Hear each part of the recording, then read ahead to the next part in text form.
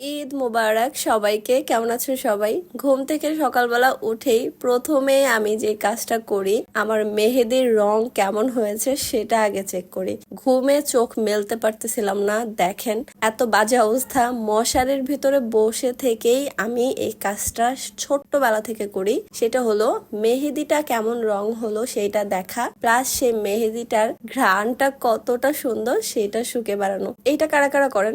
আমার তো খুবই ভালো লাগে সকালবেলা উঠে এইটা করলে ঈদ ঈদ মনে হয়। মেহেদির রংটা এত সুন্দর আসছে, কি বলবো, দেখেই মনটা শান্তি হয়ে যায় সকালবেলা যখন দেখি মেহেদির রংটা এত সুন্দর আসে। যাই হোক, হাত টাত সব চেক করেই তো দেখেন আমি ঘ্রাণ নিচ্ছিলাম, এত ভালো লাগছিল।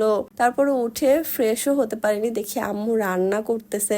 আর আমি আসলে একটু দেরিতেই উঠেছিলাম, তো উঠেই ভাবলাম যে একটু দেখি কি কি রান্না হচ্ছে। তো সেমাইটা ওইখানে ভাত ছিল, জর্দা সেমাই রান্না করার জন্য, আর এখানে নুডলস রান্না করেছিল। আমি না সব পাতিলের মধ্যে ভিডিও করেছি গাইস, কারণ আমার অনেক তাড়াহুড়ো করতেছিলাম যে কখন আমি মুখ ধুবো, একটু ফ্রেশ হবো, আম্মুর হাতে এগুলো খাবো। এখানে দেখেন একটা সেমাই, এই সেমাইটা না দেখতে চানাচুরের মতো না, কিন্তু এত মজা খেতে। এটা এই প্রথমবার খেলাম, অনেক মজা ছিল।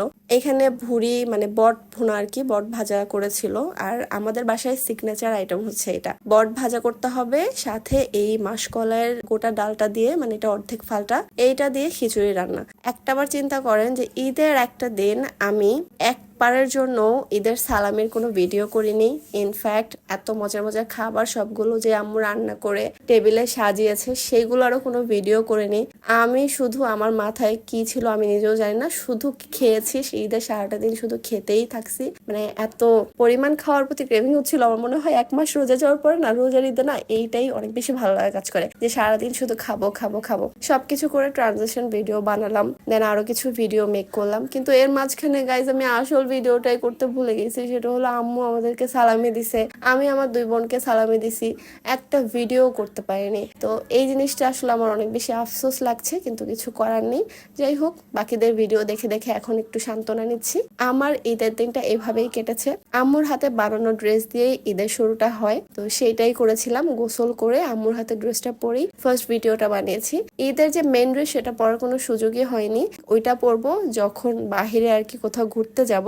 তো এইটাই ছিল আমার ঈদের দিনের কাটানো একটা মুহূর্ত, আপনাদের সাথেও শেয়ার করলাম। কেমন লেগেছে অবশ্যই জানাবেন। দেখা হয়ে যাবে নেক্সট একটা ব্লগে। ততক্ষণ পর্যন্ত সবাই ভালো থাকেন। আল্লাহ হাফেজ।